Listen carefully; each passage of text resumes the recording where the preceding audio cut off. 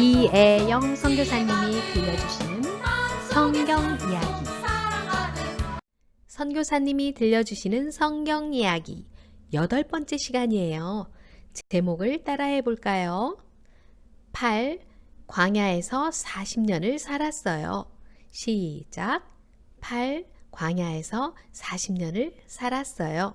참 잘했어요. 오늘은 성경 민수기 이야기를 들어볼 거예요. 민수라는 말은 백성들의 숫자를 세어봤다는 거예요. 어떤 백성들이냐면 전쟁에 나갈 수 있는 백성들이에요. 그 백성들의 숫자를 센 거예요. 좀 긴장되네요. 그럼 성경 말씀부터 읽어볼게요. 민수기 14장 33절 말씀. 너희의 자녀들은 너희 반역한 죄를 지고 너희의 시체가 광야에서 소멸되기까지 40년을 광야에서 방황하는 자가 되리라. 민수기 14장 33절 말씀. 아멘. 출애굽기는 어디에서 끝났을까요? 맞아요. 시내산. 이곳에서 레위기도 썼고요. 그럼 이스라엘 백성들은 지금 어디에 있을까요? 네, 맞아요. 시내산. 자, 그 다음 성경 민수기는 그럼 어디에서 시작될까요? 그렇죠. 시내산이에요. 오늘은 지난 시간에 다 못했던 출애굽 이야기부터 할게요. 이스라엘 백성들은 이집트에 있을 때 노예였어요. 강제로 힘들게 노동을 해야 되고 마음에 안 들면 채찍에 맞기도 했어요. 자유가 없었어요. 그때 하나님께서 모세를 통해 출애굽 시키셨어요. 이집트 왕 바로는 노예들을 보내기 싫어했어요. 노예들이 없으면 일해줄 사람도 없고 건물을 지을 수도 없으니까요. 그러다가 10가지 재앙을 당하고 나서 이스라엘 백성들을 내보냈어요. 그런데 모든 노예들이 이집트를 떠나자 바로 왕은 갑자기 마음이 바뀌었어요. 그래서 군대를 보내 뒤쫓게 했어요. 빨리 가서 노예들을 데려오라는 거예요. 큰일이다. 이집트 군대가 쫓아온다. 어서 서둘러. 빨리 가자. 빨리 도망가자. 빨리. 그런데 도착한 곳은 홍해바다 앞이었어요. 어떻게 하면 좋아요? 바다를 건널 수가 없어요. 그런데 뒤에서는 이집트 군대가 쫓아오는 거예요. 하나님, 도와주세요. 무서워 죽겠어요. 하고 기도하더니 이집트에서 말이야, 노예로 살게 놔두지. 당신 때문에 우리가 광야에서 다 죽게 생겼어. 하고 모세를 원망했어요. 그때 모세가 말했지요. 여러분, 두려워하지 마세요. 가만히 서서 여호와께서 우리를 위해 싸우시는 것을 보세요. 그리고 모세가 손에 든 지팡이를 바다 위로 내밀었더니 바다가 갈라졌어요.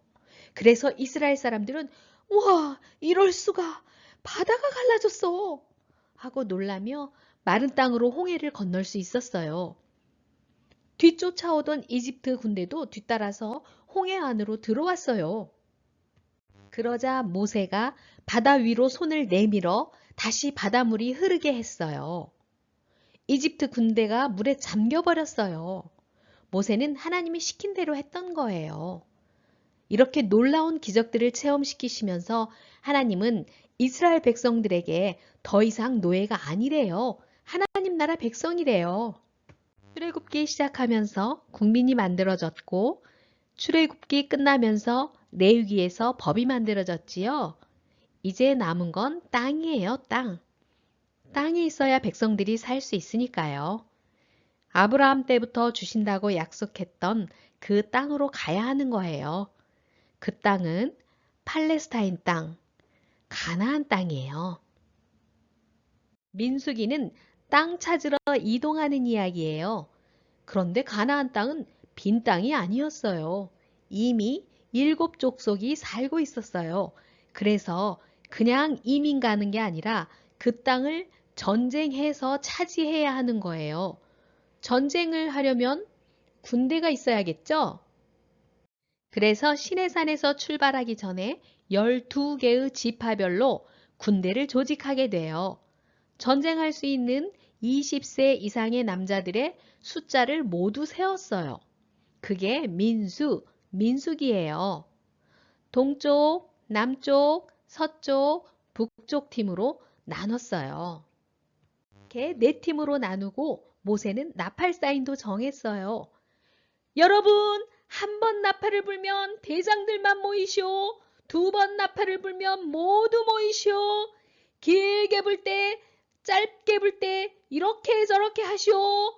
그리고 낮에는 구름 기둥으로, 밤에는 불 기둥으로 하나님께서 인도해 주셨어요. 드디어 가데스 바네아에 도착했어요. 조금만 더 가면 가나안 땅인데 여기서 멈췄어요. 그리고 정탐꾼을 보내서 가나안 땅을 살펴보게 했어요. 12지파 대표는 우리가 정복할 가나안 땅에 가서 정탐을 하고 오시오. 모세의 명령에 따라 12명은 가나안 땅에 가서 40일 동안 살펴보았어요. 그리고 돌아와서 10명이 모세에게 말했어요. 아이고 무서워. 가나안 사람들은 거인이야 거인. 우린 메뚜기야 메뚜기. 우린 못 가요. 전쟁하면 우리 다 죽을 거예요. 그런데 여호수아와 갈렙 두 명은 다르게 말했어요. 아니요. 쳐들어갑시다. 저들은 우리의 먹이입니다. 하나님의 말씀을 어기지 마시오. 하나님이 우리와 함께 하신다고 했으니까 두려워하지 마시오. 하고 큰 소리로 외쳤어요. 맞아요. 하나님은 우리와 함께 가면서 자기가 누구인지 앞으로 보여주실 거라고 시내산에서 모세에게 말씀하셨지요. 그리고 그 하나님은 지금도 앞으로도 우리 친구들과 함께 손잡고 가시면서 자기가 누구인지 보여주실 거예요.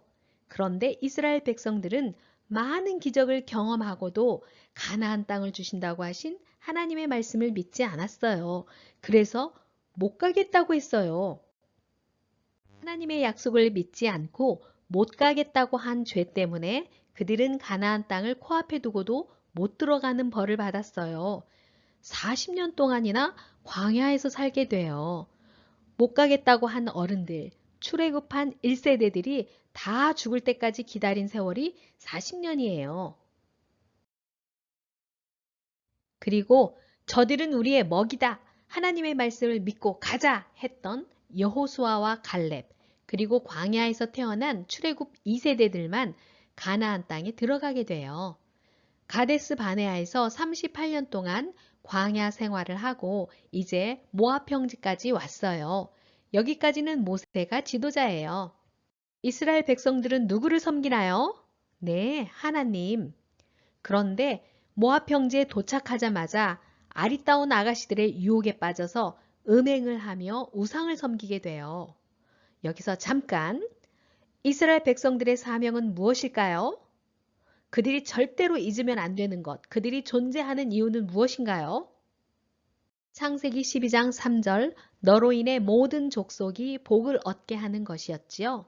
세상 모든 민족에게 하나님을 아는 복을 얻게 하는 것이 이스라엘 백성들, 하나님 나라 백성들의 사명이었어요. 그런데 가나안 땅을 차지하기도 전에 복을 전하기는커녕 우상 숭배 유혹에 빠져버렸어요. 세상 문화에 섞여버렸어요. 그래서 모세는 광야 2세대들에게 마지막 고별 설교를 해요.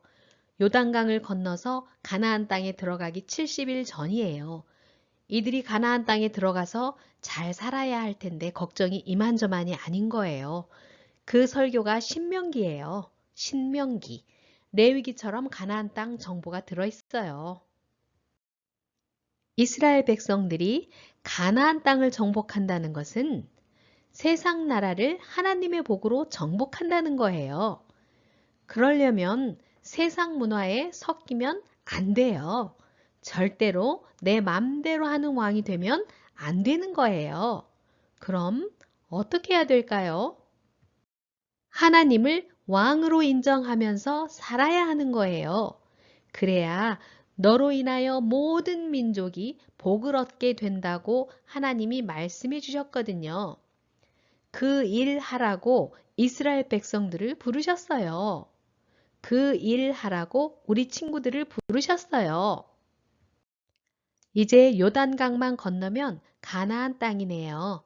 가나안 땅에 들어가기 전에 모세는 요단강 동쪽 땅을 먼저 두 지파 반에게 나눠줬어요. 그리고 가나안 땅에 들어가지 못하고 모세는 여기서 죽었어요. 민수기 이야기는 여기서 끝나요. 모세는 하나님을 모르는 후손들에게 가르칠 책도 쓰셨어요. 창세기, 출애굽기, 레위기, 민수기, 신명기 5권의 책을 하나님의 감동으로 썼어요. 이걸 모세오경이라고 해요.